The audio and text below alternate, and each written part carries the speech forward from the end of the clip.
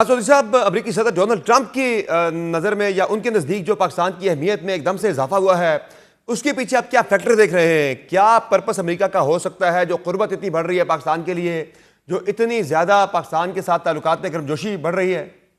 देखिए, इसके ऊपर तो सारे ही एक लिहाज से एक हैरान हैं कि भाई एकदम से ऐसा क्या हुआ।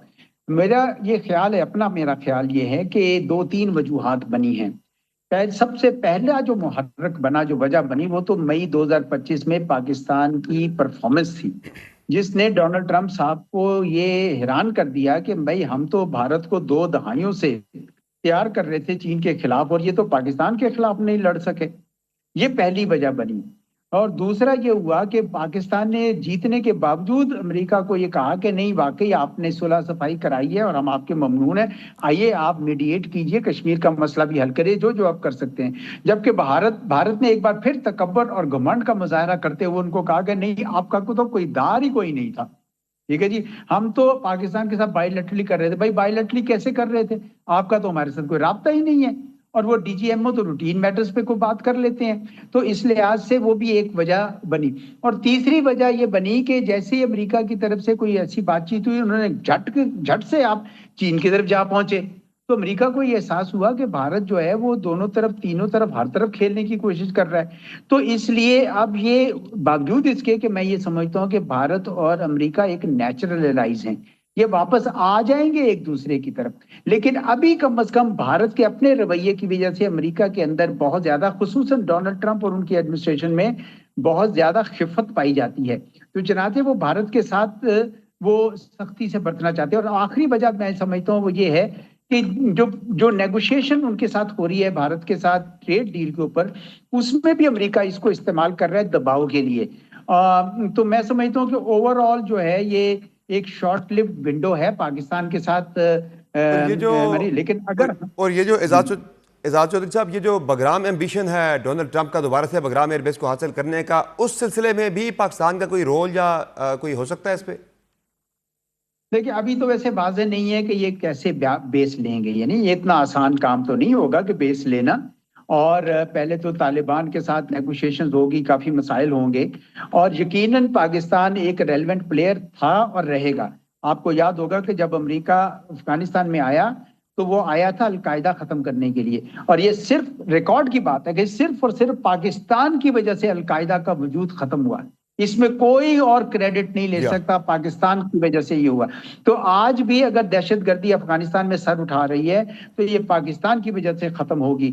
और जो वहां पे बागराम बेस में अगर वो आते भी हैं, तो भी उनको पाकिस्तान के साथ डील करना पड़ेगा। और आप देखेंगे ये तालिबान भी घुटनों के बल चलते हुए दोबारा पाकिस्तान की तरफ आएंगे कि हमें बचाओ, हमारे साथ ये क्या हो गया।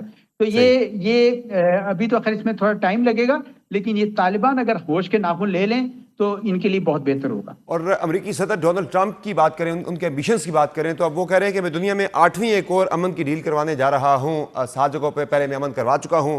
वो गजा की तरफ इशारा कर रहे हैं। जो सोमवार को मुलाकात होने जा रही है अमेरिकी सदर की इस्राएली वज़ीर-ए-आज़म बेंजामिन नेतन्याहू के साथ, आपको लग रहा है कि ये जो प्लान है टोनी ब्लेयर का, जैरेड कुशनर वाला, उस पर अमल दरामद हो सकता है कि एक अथॉरिटी बनाकर वहाँ पे न्यूट्रल गजा का कंट्रोल उसे दे दिया जाए और एक जॉइंट वहाँ पे सिक्योरिटी का मैकेनिज्म भी बन जाए जिसमें मुस्लिम कंट्रीज अपनी सिक्योरिटी वहाँ पर देंगे? तो आपको लग रहा है इस प्लान पर अमल दरामद हो सकता है, नेतन्याहू इस प्लान पर आ सकता है?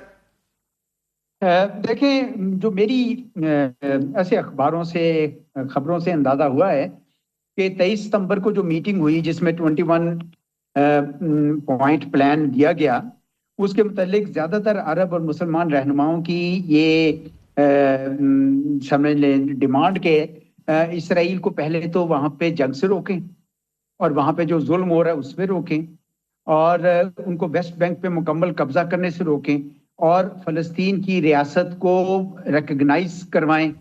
तो हम आपके साथ हैं, सीज फायर अगर होता है, और हमास के बगैर बेशक गवर्नेंस हो जाए वहां पे, लेकिन सीज फायर होना जरूरी है ताकि मजीद कत्लो खून ना बहे।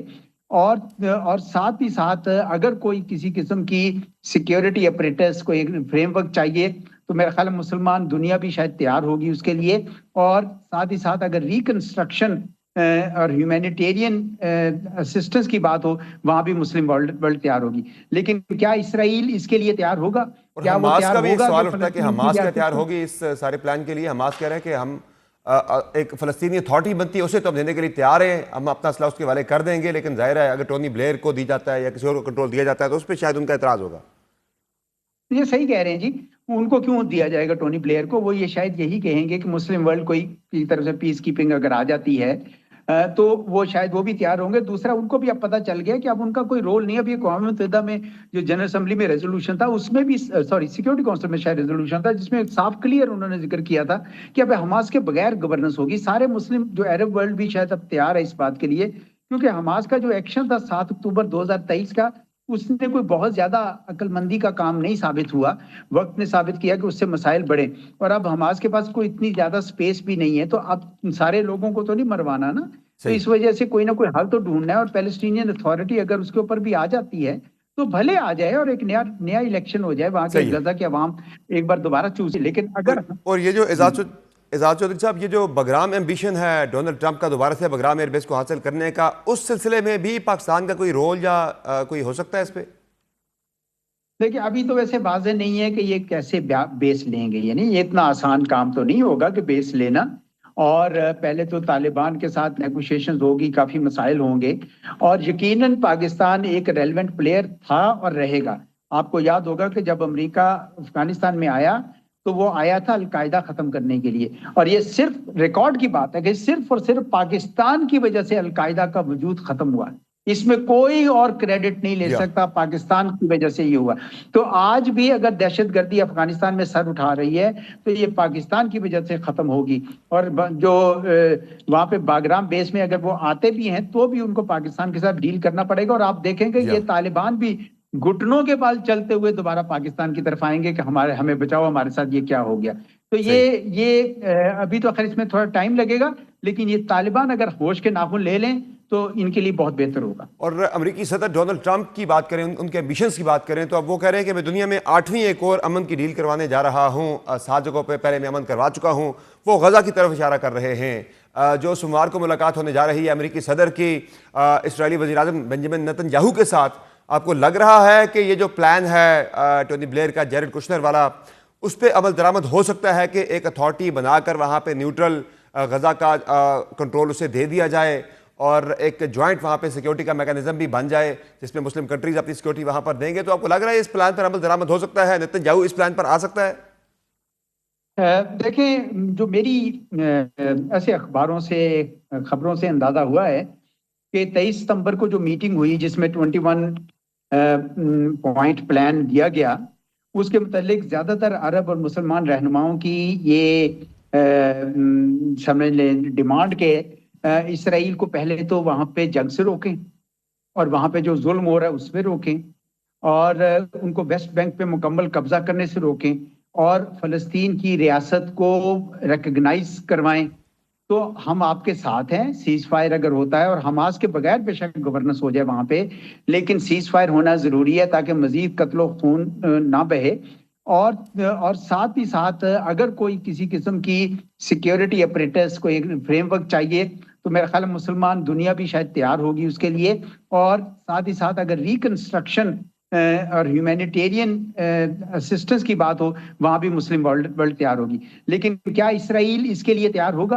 और क्या वो हमास तैयार का भी एक होगा कि सवाल उठता है कि फलस्तीन की हमास क्या रियासत तैयार को? होगी इस सारे प्लान के लिए। हमास कह रहे हैं कि हम एक फ़लस्तीनी अथॉरिटी बनती है उसे तो हम देने के लिए तैयार हैं, हम अपना असला उसके वाले कर देंगे, लेकिन जाहिर है अगर टोनी ब्लेयर को दी जाता है या किसी और को कंट्रोल दिया जाता है तो उस पर शायद उनका एतराज़ होगा। ये सही कह रहे हैं जी। उनको क्यों दिया जाएगा टोनी ब्लेयर को? वो ये शायद यही कहेंगे कि मुस्लिम वर्ल्ड कोई की तरफ से पीस कीपिंग अगर आ जाती है तो वो शायद वो भी तैयार होंगे। दूसरा, उनको भी अब पता चल गया कि अब उनका कोई रोल नहीं है। अभी अक़वाम मुत्तहिदा में जो जनरल असेंबली में रेजोल्यूशन था उसमें भी, सॉरी, सिक्योरिटी काउंसिल में शायद रेजोल्यूशन था जिसमें साफ क्लियर उन्होंने जिक्र किया था कि अब हमास के बगैर गवर्नेंस होगी। सारे मुस्लिम जो अरब वर्ल्ड भी शायद अब तैयार है इस बात के लिए, क्योंकि हमास का जो एक्शन था 7 अक्टूबर 2023 का, उसने कोई बहुत ज्यादा अक्लमंदी का काम नहीं साबित हुआ। वक्त ने साबित किया कि उससे मसाइल बढ़े, और अब हमास के पास कोई इतनी ज्यादा स्पेस भी नहीं है, तो अब सारे लोगों को तो नहीं मरवाना ना। तो सही। इस वजह से कोई ना कोई हल तो ढूंढना है, और पैलेस्टीनियन अथॉरिटी अगर उसके ऊपर भी आ जाती है तो भले आ जाए और एक नया नया इलेक्शन हो जाए, वहां के सही है। गजा के अवाम एक बार दोबारा चूज कर ले। बहुत शुक्रिया एजाज चौधरी साहब, आपने प्रोग्राम में ज्वाइन जी, किया बहुत था। शुक्रिया। आपने गुफ्तगू मुलाजा की साबिक सेक्रेटरी खारजा एजाज चौधरी की, जिनका कहना है कि एक अथॉरिटी बनाकर फ़लस्तीन के अंदर गजा में उसका कंट्रोल अगर दिया जाता है मुस्लिम कंट्रीज़ को या गजा के ही जो है बासी उन्हें, तो ये एक बेहतर हाल, काबिल अमल हाल हो सकता है। प्रोग्राम में एक मुख्तसर ब्रेक लेंगे, ब्रेक से वापस आएंगे, बात करेंगे पीपल्स पार्टी और नून लीग के दरमियान ठन गई है। ये दोनों बड़ी अहम इत्तेहादी जमातें हैं। तहरीक इंसाफ की तरफ से तो गवर्नमेंट कहती है अभी कोई खतरा नहीं, लेकिन हुकूमत की अहम इत्तेहादी पीपल्स पार्टी से क्या हुकूमत को खतरा लाहक हो सकता है, जिस हद तक तनकीद और बयानबाजी का सिलसिला पहुंच चुका है। बात करेंगे ब्रेक के बाद, हमारे साथ रहेगा।